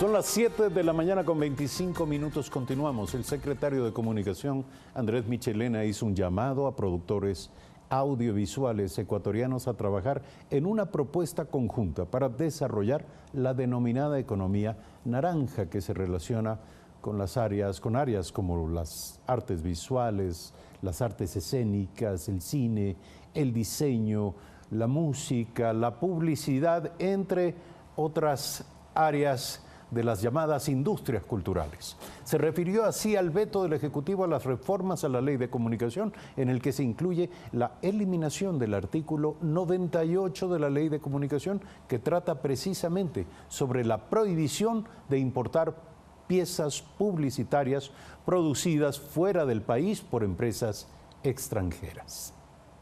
Lastimosamente, mantener esa prohibición de importar piezas publicitarias de otros países violaba ciertos procesos comerciales que Ecuador lleva adelante. Nosotros tenemos un acuerdo con la Comunidad Andina y el momento que estamos impidiendo el ingreso de productos importados, sin duda podemos merecer sanciones. La Comunidad Andina nos ha llamado la atención y exclusivamente el gobierno de Colombia sobre este proceso. Tenemos un acuerdo con la Comunidad Europea también, que exige libertad en servicios, en venta de servicios. Estamos trabajando un acuerdo con Estados Unidos, un posible acuerdo, y estamos trabajando un posible ingreso de Ecuador a la Alianza del Pacífico. Todos estos procesos en el corto plazo podían complicarse. Yo he invitado a este sector a trabajar en una propuesta de la economía naranja. En el Ecuador, en América Latina existen, si no me equivoco, más de 170.000 millones invertidos por varios organismos multilaterales para desarrollar la economía naranja. ¿Qué es la economía naranja? Es el desarrollo de producción audiovisual, creativa, comerciales, producción nacional, diseño, graficación, etcétera, en temas de innovación. Está con nosotros Vinicio Cóndor, presidente de la Asociación de Documentalistas del Ecuador y vocero de, como decíamos, de 10 agrupaciones del cine y del campo de la producción audiovisual. Buen día, gracias por estar aquí. ¿Cuál es su posición, la posición de su sector respecto de la decisión del gobierno en torno al artículo 98 de la Ley Orgánica de Comunicación? Buenos días. Buenos días, Eduardo, muchas gracias. Y mira, lo que yo quisiera empezar diciendo es que nosotros estamos desprovistos de cualquier afiliación política partidista. Esto es importante aclarar porque parece que ciertos personajes prófugos de la justicia se están valiendo del discurso y del trabajo que nosotros ahora estamos haciendo para justamente ganar presencia. Una vez aclarado este punto, yo quisiera decir que justamente nosotros estamos proponiendo a la Asamblea una serie de articulados que tienen que ver con la producción nacional ecuatoriana, independiente también. Dentro de eso del artículo 98, ¿qué pasa? Que el presidente veta al artículo 98 a través del artículo 82 y esto básicamente lo que hace es ir en detrimento de lo que se ha logrado en estos últimos 5 años. ¿Qué se ha logrado en estos últimos 5 años? La ley de comunicación básicamente se entra en vigencia desde el 2013. A partir de ese momento la producción nacional ha crecido y ha crecido no solamente en la dinámica económica que aporta al país, sino también en la generación de miles de empleos. ¿Hay datos, números? Hay datos que nosotros hemos levantado, el sector ha levantado y esos datos nos dicen que son más o menos 7.000 empleos que se ha generado y 100 millones en los últimos 4 años. 100 millones de dólares. 100 millones de dólares, ajá. Entonces me parece que es una cifra importante. Estamos hablando, ¿no?, entonces de más o menos 25 millones de dólares que cada año dejan de irse al exterior. Estamos hablando que, claro... Por concepto de contratación de producción... Solamente de contratación de publicidad, ¿no? De producción publicitaria. De producción publicitaria, ajá. Entonces, para nosotros es importante porque, de hecho, ahora nosotros nos hemos declarado en situación de emergencia porque ya se han cancelado proyectos y producción publicitaria en estos días. Aunque la ley sigue vigente todavía, sin embargo, los rumores corren y ya se han cancelado. Ayer, mira, yo estaba en la asamblea, afuera de la asamblea, realizando este plantón y me encontraba con la gente que trabajaba en catering, hay compañeros costureros, carpinteros, artistas, escenógrafos, etcétera. Y conversando con ellos me decían, mira, hace una semana estuvimos en un rodaje para una campaña publicitaria, se grabó el primer spot y suspendimos los demás. Entonces ya estamos sufriendo nosotros. Con la sola declaración. Exactamente.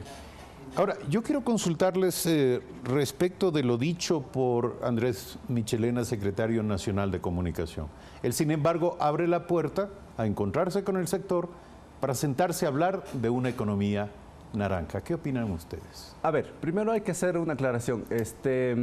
Los tratados internacionales son varios y dentro de estos tratados internacionales, la mayoría de tratados internacionales tienen excepciones. Estas excepciones hablan de que se debe proteger a las industrias culturales y creativas. Pero los que ha suscrito el Ecuador tienen, por supuesto, a eso esas iba. excepciones. A eso iba. Justamente Ecuador está suscrito al tratado de la UNESCO, que todavía sigue en vigente, donde justamente se habla de la protección a las industrias creativas. Porque las industrias creativas tienen una particularidad, que las industrias creativas nos ayudan a construirnos como sociedad, a mirarnos y a construir un discurso propio.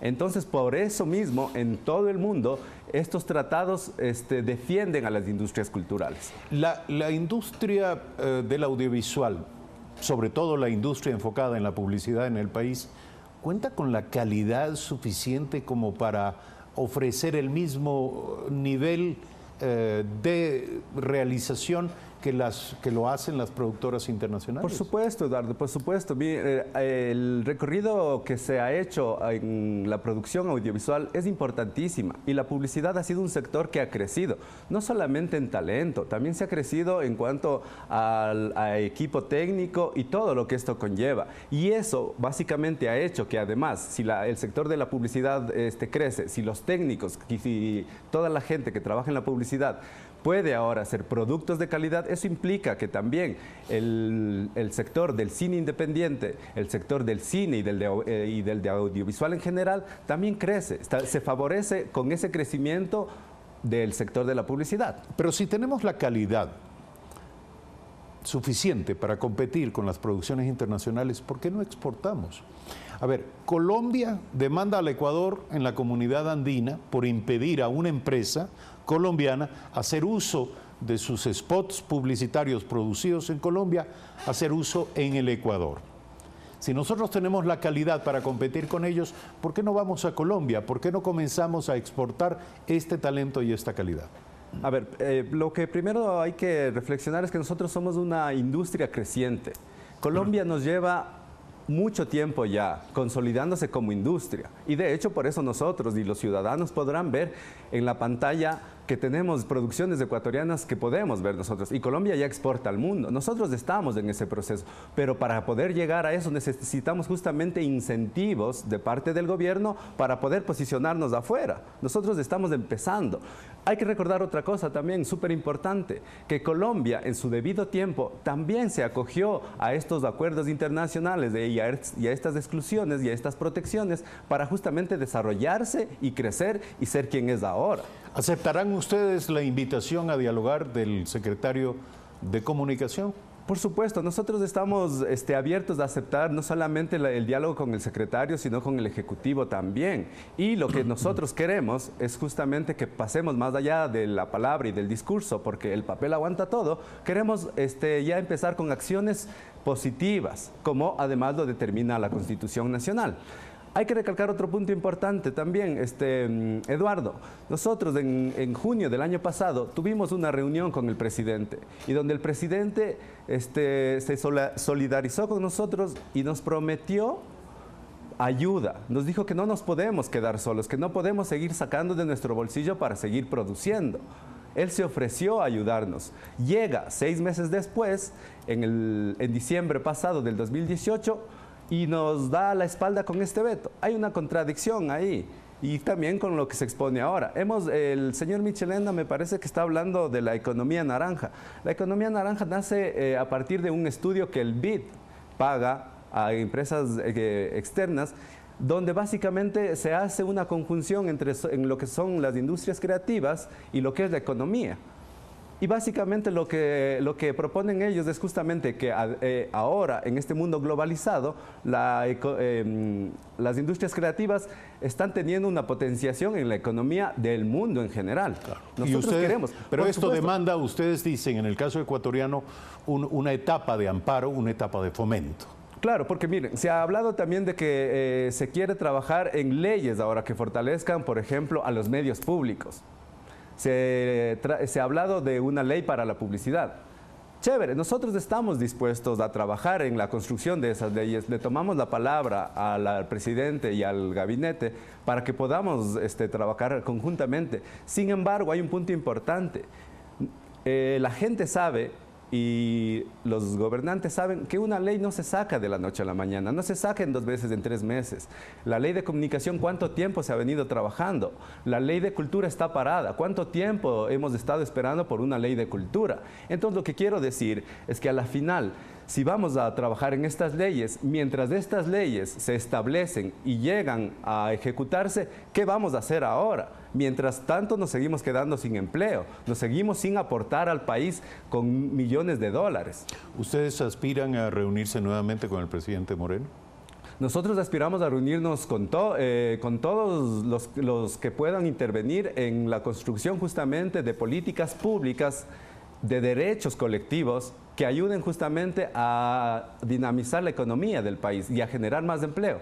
Porque además, ¿qué está pasando ahora, no? En el país en general se está viviendo una situación de desempleo en todos los sectores y me parece absurdo o contradictorio que ahora a nosotros nos quieran justamente coartar esta libertad de poder ejercer nuestro trabajo y obviamente de aportar al país en la economía.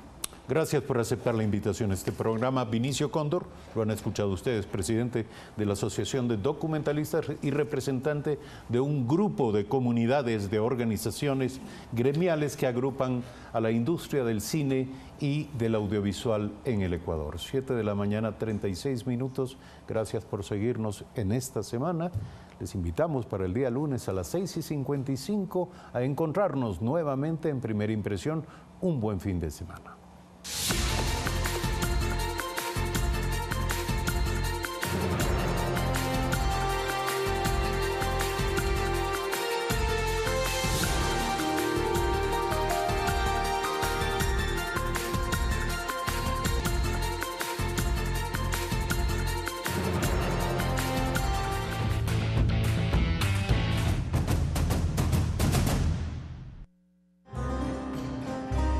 Preguntas sin respuestas. Misterio. Secretos. Solo el detective más famoso del mundo podrá resolver los casos más complicados. No te pierdas sus aventuras en la serie ganadora de 9 premios Emmy, Sherlock, todos los sábados a las 22 horas, por Ecuador TV. Comparte la emoción.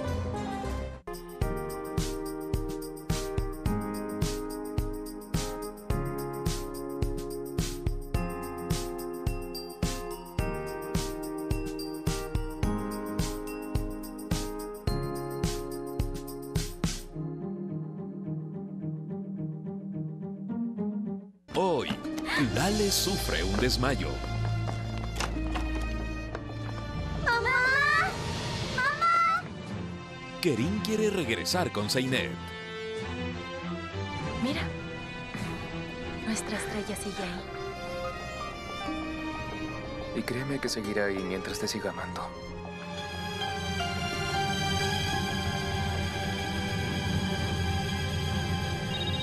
Mi último deseo. Hoy, 21 horas, por Ecuador TV. Comparte la emoción.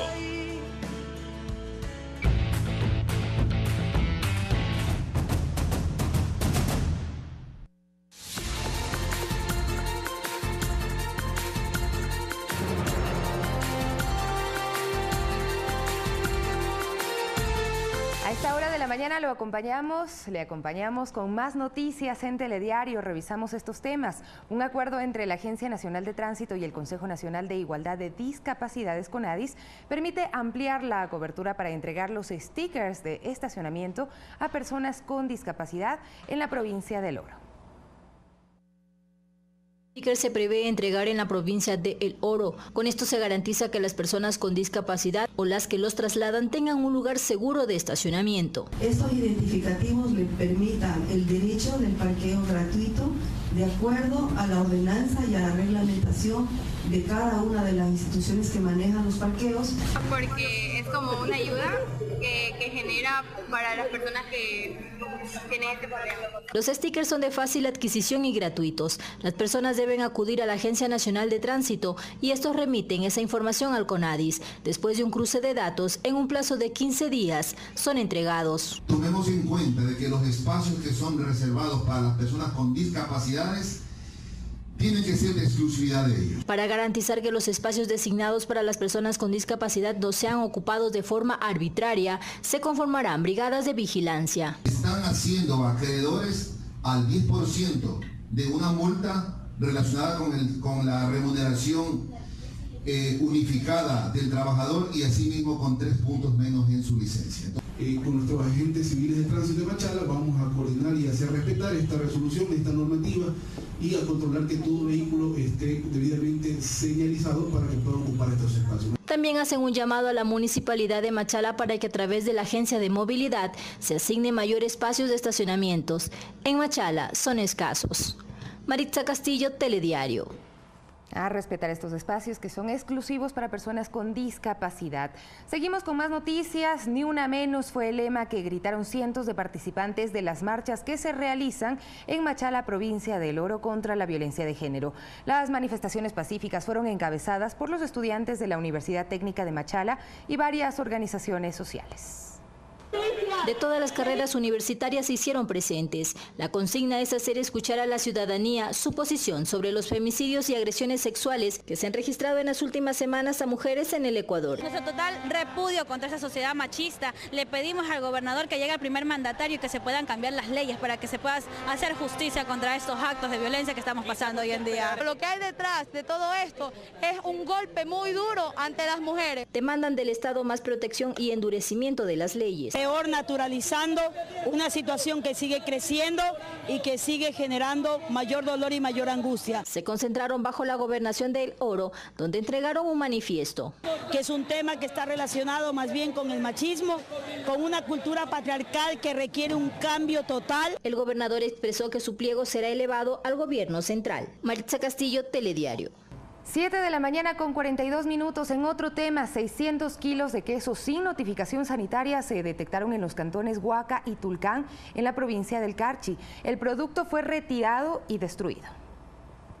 Luego de planificar acciones conjuntas entre la Agencia Nacional de Regulación, Control y Vigilancia Sanitaria y la Agencia de Regulación y Control Fitosanitario, se realizó un operativo en plantas procesadoras de lácteos de Tulcán y Huaca, donde se decomisó 240 bloques de queso de 2.5 kilos sin registro sanitario. Y el lugar de almacenamiento no contaba con las características necesarias para que este producto luego pueda ser puesto a órdenes del consumidor. La planta donde se detectó estas irregularidades presentaba condiciones higiénico-sanitarias regulares para el procesamiento de alimentos, pero la materia prima no contaba con los respectivos registros de calidad. Se sometió a las pruebas de calidad y presumiblemente este producto, la materia prima con la que se realizó los quesos mozzarellas, estaban contaminadas con antibiótico. En el control se evidenció fundas plásticas con sellos colombianos. Lo que también constituye presumiblemente que este producto se ha estado trayendo del vecino país. El ingreso de productos de origen colombiano es otro de los problemas que enfrenta el sector ganadero de la provincia del Carchi. Nos pone en una situación bastante compleja y difícil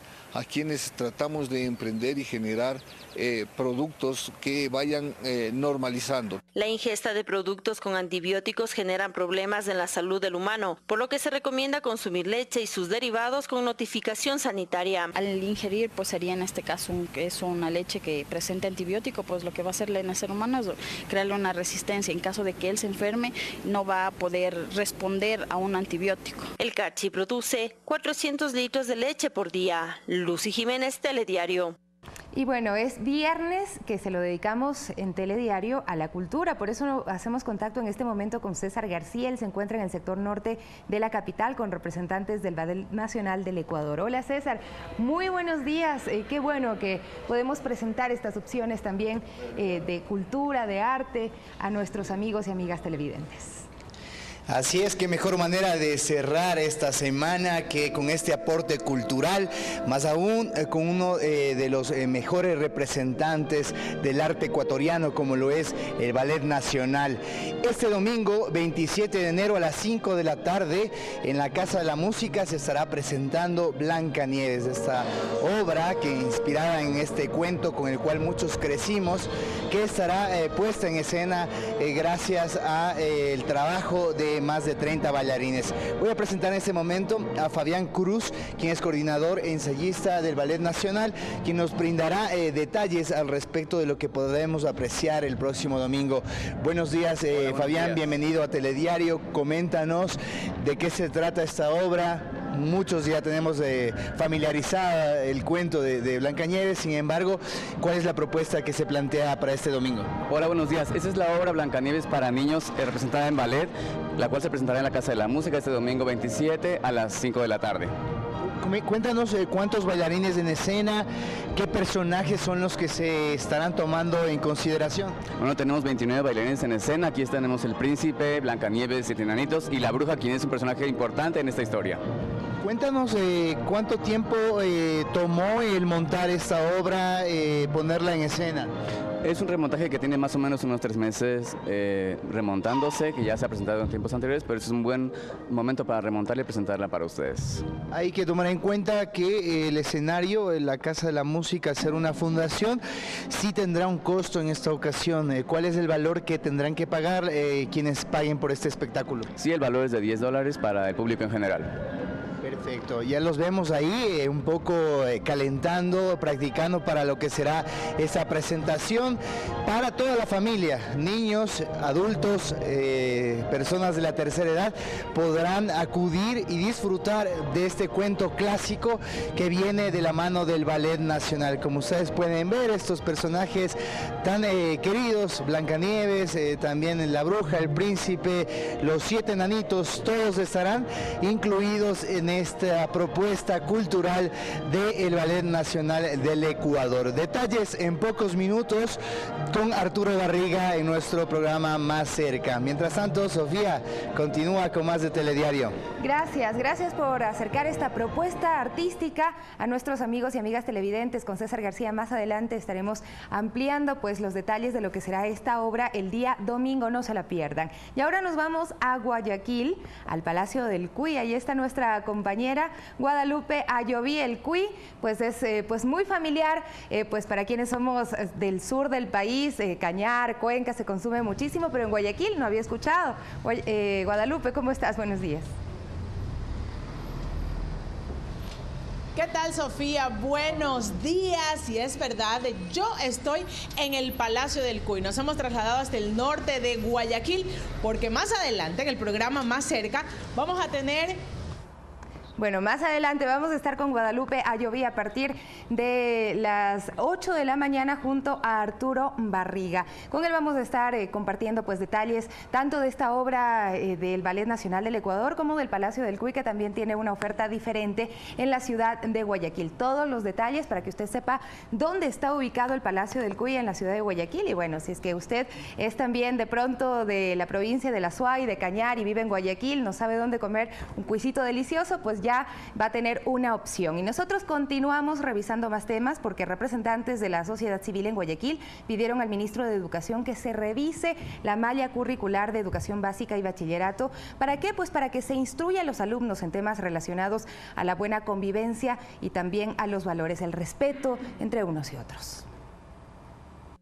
Tras los recientes actos violentos y considerando que en el Ecuador 6 de cada 10 mujeres son maltratadas, organizaciones sociales expusieron ante la Autoridad de Educación un cambio urgente.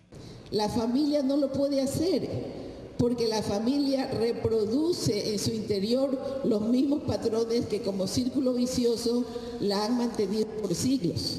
Para revertir ese tipo de familia tiene que haber otro tipo de educación que se dé desde las aulas, desde los primeros grados de la escuela y se prolongue hacia todo el sistema educativo. Representantes de la sociedad civil, en el marco del Acuerdo Nacional por la Educación, solicitan al Ejecutivo se modifique la malla curricular, que mejore el aporte formativo de niñas, niños y adolescentes. De forma tal que se incluyan las materias de lógica y ética, formación cívica y democrática, urbanidad y buenas costumbres y ecología. Y además porque recoge el clamor general de que en escuelas y colegios los niños y jóvenes aprendan a comportarse correctamente, en el fondo y en la forma.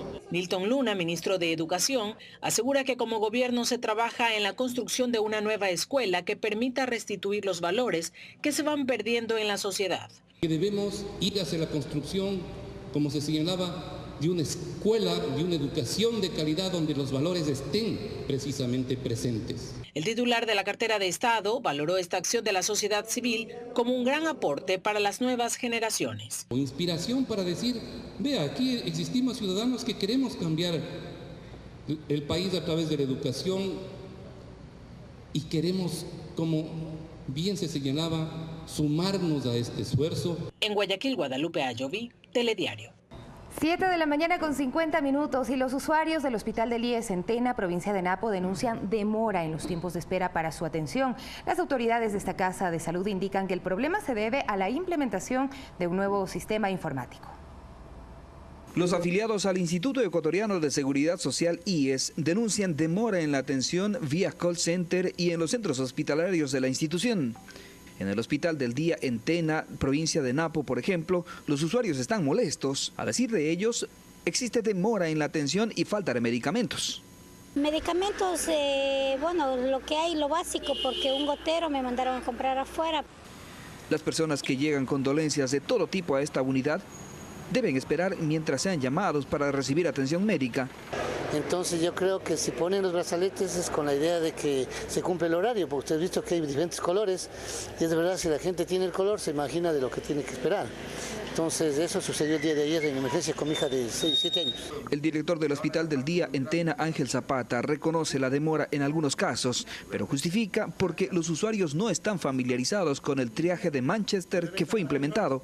Más son atenciones de franja azul. y pocos franja verde. Escasos 1 o 2 los que son realmente emergencias. Según estadísticas, en esta casa de salud se atiende un promedio de 80 pacientes diarios con diferentes patologías. Para solucionar estos inconvenientes, la unidad ambulatoria emprenderá una campaña de socialización del nuevo sistema de atención. Juan Sarmiento, Telediario. Ya arrancaron los trabajos de dragado del canal de acceso a la zona portuaria de Guayaquil, una mega obra que permitirá el ingreso de buques de gran calado y mejorará la competitividad en el comercio exterior. Buques de 360 metros de eslora con carga de 15.000 contenedores podrán ingresar al puerto de Guayaquil con el dragado de 90 kilómetros del canal de acceso. Un hito en la historia portuaria de la ciudad que estuvo a punto de desaparecer cuando en el gobierno anterior en 2013 se pretendió reemplazar su actividad por una de cabotaje. Hoy acaban muchas décadas de espera. Hoy podemos decir que hemos vencido a quienes quisieron hacerle un daño al Ecuador, hacerle un daño a Guayaquil, convertirlos en puertos de cabotaje. Cabotaje está definido como el transporte que hacen barcos de bandera nacional sin dejar de mirar la costa. Por el puerto de Guayaquil transitan entre el 85 y el 90% de carga a nivel nacional. La profundidad será de 9.5 hasta alcanzar los 12.5 metros. El contrato previsto para 2 años se espera concluya antes del tiempo estipulado. Se haga en menos de un año. No le va a costar un centavo de dólar al pueblo ecuatoriano. La megaobra, con una inversión de $18 millones, se logró gracias a los acuerdos entre las entidades gubernamentales, el municipio de Guayaquil y las empresas privadas. Tomamos el riesgo con fe y conociendo el aporte que este significa para el comercio exterior del país. Y ANDANUL ha colocado al día de hoy 6 equipos autopropulsados para el dragado y llegará uno adicional la próxima semana. Otra excelente noticia es que el Gobierno Nacional, a través de la Autoridad Portuaria de Guayaquil, instalará por primera vez en el país un sistema de tráfico marítimo, el cual monitoreará los buques que llegan a este canal. Operamos ya en la Autoridad Portuaria todo el equipamiento con los operadores para que monitoreen 24/7 el canal.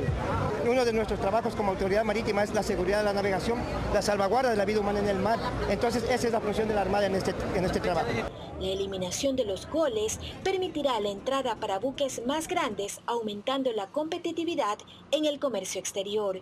Mariuxi Buenaño, Telediario. Y el flujo migratorio es menor en Rumichaca, paso internacional hacia Colombia, ubicado en la provincia de Carchi. Al parecer, los últimos incidentes ocurridos en Ibarra provocaron la reducción del número de migrantes. Con poca afluencia sí lucen las oficinas de migración en Rumichaca. El flujo migratorio disminuyó desde el domingo. Hay ciudadanos venezolanos que empezaron a salir del Ecuador. Nosotros tenemos conocimiento que entre el fin de semana y estos días ha disminuido el flujo migratorio. Tengo entendido que se debe a los acontecimientos suscitados en la ciudad de Ibarra. Que todos no somos iguales, lo que nos afecta a los que venimos a trabajar. La ausencia de los migrantes es notoria también en el centro de la ciudad de Tulcán. Semáforos, parques y plazoletas, en los que antes se los observaba, ahora están vacías. He encontrado a una cantidad de 8 venezolanos, entre hombres y mujeres, escondidos en determinados sitios del Centro Comercial Popular, con ese nervio, esos nervios, ese pánico. Mira, como yo también soy venezolano, hay gente mala y gente buena en todos lados, pero cada quien comete sus errores. En esta ciudad fronteriza se tomaron acciones para no alterar la paz social. Se decidió no otorgar permisos para manifestaciones, para evitar se repitan inconvenientes como el que se presentó el pasado domingo, cuando en medio de una caravana hubo incidentes con un pequeño grupo de extranjeros. Hubo el actuar eficiente y efectivo de la Policía Nacional, que evitó cualquier tipo de violencia entre personas de nacionalidad extranjera y los ciudadanos de la provincia del Carchi. Entre tanto, aún no entra en vigencia la solicitud del apostillado de antecedentes penales. Lucy Jiménez, Telediario. Y frente a la preocupación de estudiantes por el retraso en el inicio de la nivelación para las carreras en línea que oferta la Universidad Central del Ecuador, la CENESID se comprometió a gestionar los recursos necesarios para que las clases comiencen en febrero. Son 1.950 estudiantes que optaron por la nueva oferta de carreras en línea de la Universidad Central, en comunicación social, educación inicial y educación básica. Su preocupación se incrementa con el pasar de los días, ya que debieron iniciar clases de nivelación en octubre. Fuimos una vez a inducción, lo que le comentamos, pero no nos dijeron nada más que información de que íbamos a entrar a tal fecha y nunca cumplieron. La oferta se hizo al principio con la CENESID de que eran carreras en línea, porque muchos de nosotros estudiábamos, trabajamos. Nosotros esperamos una respuesta de las autoridades a ver si es que vamos a iniciar el 2 de febrero como habían quedado o nos van a tener a la espera. Y hay compañeros que decidieron darse de baja. Según Roberto Gómez, decano de la Facultad de Administración, la Universidad Central está lista, pero no se puede empezar sin recursos. Hemos pedido que la CENESID nos diga cuándo nos va a entregar el dinero. Esta es una oferta nueva. Necesitamos otros profesores, otro personal administrativo, necesitamos algo de infraestructura. Edwin Palma, subsecretario de Acceso a la Educación Superior, reconoce que hubo un retraso desde el Ministerio de Finanzas. Tenemos unos retrasos que los estamos trabajando con el Ministerio de Finanzas para ver qué pasó y cómo los solventamos en el transcurso de estas semanas. Cuando esto ocurra, los estudiantes podrán iniciar y deberán cumplir 250 horas de nivelación. Lo que nosotros podemos dar certeza es que los convenios se encuentran suscritos con las debidas certificaciones presupuestarias que avalan el financiamiento de parte de CENESID con las 5 universidades. 3 de ellas ya se encuentran en clases, como les digo, y lo pueden constatar. La Universidad Nacional de Milagro, la Universidad ESPE y la de Manabí se encuentran ya desarrollando clases. Y en el caso de la Central, hasta donde tenemos conocimiento, tienen previsto iniciar en el mes de febrero. Sofía Montoya, Telediario. 7 de la mañana con 58 minutos y así llegamos al final de Telediario. En esta mañana les agradecemos por permitirnos acompañarles en sus hogares mientras realizan distintas actividades. Una muy buena mañana para ustedes. Quédense en Más Cerca junto a Arturo Barriga. Tenemos a las 13 horas más noticias.